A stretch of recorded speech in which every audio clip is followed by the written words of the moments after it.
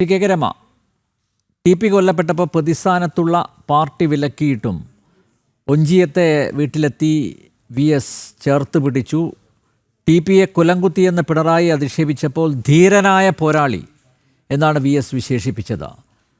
RMPയുടെ party line ശരിയാണെന്ന് അംഗീകരിക്കുക കൂടിയായിരുന്നു വി എസ്. പൊതുവിൽ ഈ വിഷയത്തിൽ വി എസ് സ്വീകരിച്ച സമീപനം എന്തായിരുന്നു? ഒരുപക്ഷെ ശ്രീമതി രമയോട് കൂടുതൽ കാര്യങ്ങൾ തുറന്നു പറഞ്ഞിട്ടുണ്ടാവും വി എസ്, അല്ലേ? അതുകൊണ്ടാണല്ലോ നെയ്യാറ്റിൻകര ഉപതെരഞ്ഞെടുപ്പ് ദിവസം തന്നെ ടി പി ചന്ദ്രശേഖരൻ്റെ ഒഞ്ചിയത്തെ വസതിയിലെത്തി ശ്രീമതി കെ കെ രമയെ സന്ദർശിച്ചത്. ഇതുമായി ബന്ധപ്പെട്ട് കൂടുതൽ കാര്യങ്ങൾ പറഞ്ഞിട്ടുണ്ട്. കാരണം പാർട്ടി അല്ല, ഇപ്പോഴും പ്രതിസ്ഥാനത്ത് നിൽക്കുന്ന പാർട്ടിക്ക് ഇതിലൊരു പങ്കുമില്ല എന്ന് ആവർത്തിച്ചുകൊണ്ടിരിക്കുന്ന ഘട്ടത്തിലും വി എസിന് കൃത്യമായിട്ട് അറിയാമായിരുന്നു പാർട്ടിയുടെ നേതൃത്വത്തിൽ നടന്ന കൊലപാതകം തന്നെയാണ് ഇത് എന്ന്. അത് തുറന്ന് പറഞ്ഞിരുന്നില്ലേ വി എസ്? ശ്രീ അനിലെ, നോക്കൂ, തീർച്ചയായിട്ടും വി എസിൻ്റെ ഓരോ നിലപാടുകളും അങ്ങനെയായിരുന്നു എന്ന് നമുക്കറിയാം. വളരെ കൃത്യമായി ശക്തമായി പറയേണ്ടത് പറഞ്ഞുകൊണ്ട് തന്നെയാണ് വി എസ് മുന്നോട്ട് പോയത്. എന്നെ സംബന്ധിച്ചൊക്കെ വ്യക്തിപരമായിട്ടും രാഷ്ട്രീയമായിട്ടും ഒക്കെ വി എസിൻ്റെ ഒരു സമീപനവും വി എസിൻ്റെ ഒരു ചേർത്തുപിടിക്കലുമൊക്കെ മറക്കാനാവാത്ത അനുഭവങ്ങളാണ്. ഒരിക്കലും മറക്കാൻ കഴിയാത്ത ഒരുപാട് അനുഭവങ്ങളുണ്ട്.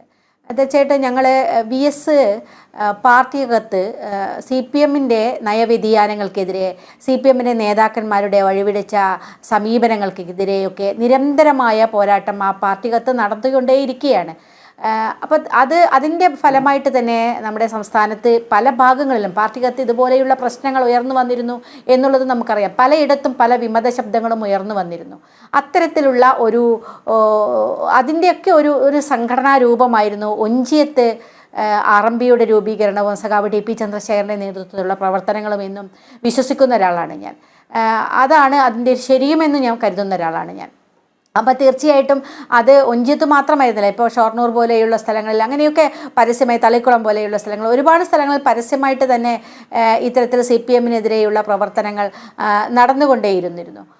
അപ്പോൾ ഒഞ്ചിയത്ത് അതിനുശേഷം ആ ഒരു വിമത ശബ്ദത്തിന് അല്ലെങ്കിൽ ആ ഒരു രാഷ്ട്രീയ പ്രവർത്തനത്തിന് അത് മുന്നോട്ട് പോകാൻ പാടില്ല എന്ന് CPM നേതൃത്വം തീരുമാനിച്ചതിൻ്റെ കൂടി ഭാഗം ആയിട്ടാണ് സഖാവ് ടി പിയെ അരുങ്കൊല ചെയ്തത് എന്നുള്ളത് നമുക്കറിയാം. ആ അരുങ്കൊല ചെയ്തത് ഒരുപക്ഷെ അത് വി എസിനുള്ളൊരു താക്കീതായിട്ട് തന്നെയാണ് എന്ന് ഞാൻ കരുതുന്നത്. ഇത്തരം പ്രവർത്തനങ്ങൾ ആവശ്യമില്ല. അത്തരം പാർട്ടിക്കെതിരെ സംസാരിക്കുന്ന ആളുകൾക്ക് ഇതായിരിക്കും അവസ്ഥ എന്നുള്ളത് പലർക്കുമുള്ളൊരു സൂചനയായിരുന്നു. അത് വി എസിനുള്ള ഒരു താക്കീത് കൂടിയായിട്ടാണ് ഞാനതിനെ കാണുന്നത്. അപ്പോൾ അതിനുശേഷം അതുകൊണ്ടാണ് പാർട്ടി സെക്രട്ടറി കുലംകുത്തി എന്ന് വിശേഷിപ്പിച്ചിട്ടും സഖാവ് വി എസ് ഒഞ്ചിയത്ത് വരികയും സഖാവ് ടി പി ചന്ദ്രശേഖരന് അന്ത്യോപചാരം അർപ്പിക്കാൻ എത്തുകയും ചെയ്തു എന്നുള്ളത്. അത് മാത്രമല്ല, അവിടെ വന്നിട്ട് ധീരനായ കമ്മ്യൂണിസ്റ്റാണ് ടി പി ചന്ദ്രശേഖരൻ എന്ന് പറയുന്നതിന് ഉള്ള ആർജവം കാണിച്ചു. ഒരു മടിയും അദ്ദേഹത്തിനുണ്ടായിരുന്നില്ല.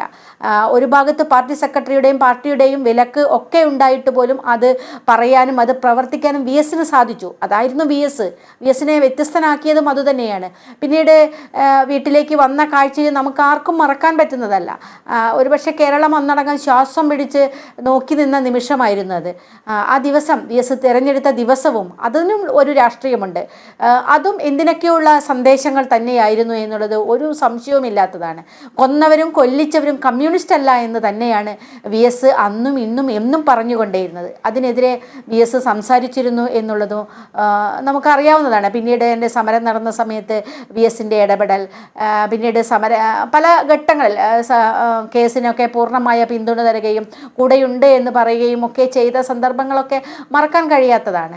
അങ്ങനെ ധാരാളം അനുഭവങ്ങൾ വ്യക്തിപരമായിട്ട് തന്നെ പങ്കുവയ്ക്കാൻ സാധിക്കും. നമുക്ക് രാഷ്ട്രീയത്തിലേക്ക് കടന്നു കഴിഞ്ഞാൽ, മറ്റ് ജനവിഭാഗങ്ങളിലേക്ക് ഇറങ്ങിച്ചെന്ന് കഴിഞ്ഞാലും വി എസ് ആരായിരുന്നു? ഒരുപക്ഷെ ഇന്ന് വി എസിന് കിട്ടുന്ന ഈ ഒരു വലിയ അന്തിമോപചാരമുണ്ടല്ലോ, ലക്ഷക്കണക്കിന് മനുഷ്യർ വഴിനീളെ കാത്തു നിൽക്കുകയാണ്. അത് പൗരപ്രമുഖന്മാരല്ല കാത്തു നിൽക്കുന്നത്, സാധാരണക്കാരായ മനുഷ്യരാണ്, തൊഴിലാളികളാണ്, സ്ത്രീ സ്ത്രീകളാണ്. 12-13 മണിക്കൂറൊക്കെ കാത്തു നിൽക്കുന്ന മനുഷ്യരെ നമുക്ക് കാണാൻ സാധിക്കുകയാണ്. നേരത്തെ കണ്ടു കൊല്ലത്ത് നിന്ന് വന്ന കശുവണ്ടി തൊഴിലാളികൾ. അവർക്ക് ഞങ്ങളുടെ നേതാവിനെ ഒരു നോക്ക് കാണണമെന്നാണ് അവർ പറയുന്നത്. അങ്ങനെ ജനഹൃദയങ്ങളിൽ ഒരു നേതാവിന് സ്ഥാനമുണ്ടായിട്ടുണ്ടെങ്കിൽ തീർച്ചയായിട്ടും അത് അദ്ദേഹത്തിൻ്റെ പ്രവർത്തനമാണല്ലോ. അത് അദ്ദേഹം ജനങ്ങളിലേക്ക് ഇറങ്ങി സാധാരണയായ മനുഷ്യരുടെ വിഷയങ്ങൾക്കൊപ്പം മനുഷ്യരൊപ്പം നിൽക്കാൻ, അവരുടെ പ്രയാസങ്ങളോടൊപ്പം നിൽക്കാൻ, അവരുടെ പ്രതിസന്ധികളോടൊപ്പം നിൽക്കാൻ ഒരു വ്യക്തിക്ക് സാധിച്ചു എന്നതാണ് വി എസിനെ വേറിട്ടവനാക്കിയത്, വി എസിനെ വ്യത്യസ്തനാക്കിക്കൊണ്ടിരിക്കുന്നതെന്നും. വി എസ് ഒരേ സമയം നമുക്കറിയാവുന്നതാണ്, പാർട്ടി ജനങ്ങളുടെ അല്ലെങ്കിൽ പാർട്ടിക്കെതിരെ സംസാരിക്കുമ്പോൾ, പാർട്ടിയിലെ പുറത്തുള്ള ജനവിരുദ്ധതയ്ക്കെതിരെ സംസാരിക്കുമ്പോൾ തന്നെ വി എസ് പാർട്ടിക്കകത്തെ ജനവിരുദ്ധർക്കെതിരെയും സംസാരിച്ചു കൊണ്ടേയിരുന്നു. അതും ഒരുപക്ഷെ അതൊക്കെയാണ് കേരളത്തിലെ ജനങ്ങളുടെ മനസ്സിൽ വി എസിനെ ഇത്രമേൽ ശക്തനാക്കിയത്, ഇത്രമേൽ പ്രതിഷ്ഠിച്ചത്, വലിയ ആരാധനാ പുരുഷനായിട്ട് വി എസ് മാറിയത്. വി എസിന് ഇന്ന് ലഭിക്കുന്ന ആദരവ് ഏതൊരു രാഷ്ട്രീയക്കാരും അല്പം അഹങ്കാരത്തോടു കൂടി കാണേണ്ട ഒരു കാര്യം. രാഷ്ട്രീയക്കാർ മനസ്സിലാക്കേണ്ട, പൊതുപ്രവർത്തകർ മനസ്സിലാക്കേണ്ട മാതൃകയാണത്. എങ്ങനെയായിരിക്കണം പൊതുപ്രവർത്തകർ, എങ്ങനെയായിരിക്കണം ജനങ്ങളുടെ ഇടയിൽ നിൽക്കേണ്ടത് എന്നത്. അങ്ങനെ അത് കാണിച്ചു തരാൻ സഖാവ് വി എസിന് സാധിച്ചു. നമുക്ക് ഇതിന് മുന്നേ കണ്ടത് പ്രിയപ്പെട്ട നമ്മുടെ ഉമ്മൻചാണ്ടി സാറിൻ്റെ വിലാപയാത്രയിൽ നമ്മളിത് കണ്ടതാണ്. ജനങ്ങളുടെ ഒരു വലിയ ആരവം നമ്മൾ കണ്ടതാണ്. അവർ കാത്തുനിന്ന് വഴിനീളെ കാത്തുനിന്നത് കണ്ടതാണ്. കെ നായനാരുടെ വിലാപയാത്ര നമ്മൾ കണ്ടതാണ്. ഇതൊക്കെ അവരൊക്കെ ജനങ്ങളുടെ ഇടയിൽ ജീവിച്ച മനുഷ്യരായിരുന്നു എന്നുള്ളതാണ്. അവർക്ക് ആർക്കെങ്കിലും ഒരു സാധാരണ മനുഷ്യർക്ക് എന്തെങ്കിലും സഹായം ചെയ്തു കൊടുക്കാൻ ഉണ്ടായിരുന്നു എന്നുള്ളതാണ്. ചേട്ടും അത് തന്നെയാണ് വി എസിനെയും ഇപ്പോൾ ഈ തരത്തിലേക്കുള്ള ഒരു യാത്രയെപ്പം ജനങ്ങളുടെ ഉള്ളിൽ വി എസ് ഉണ്ട് എന്നാണ് ആളുകൾ പറയുന്നത്.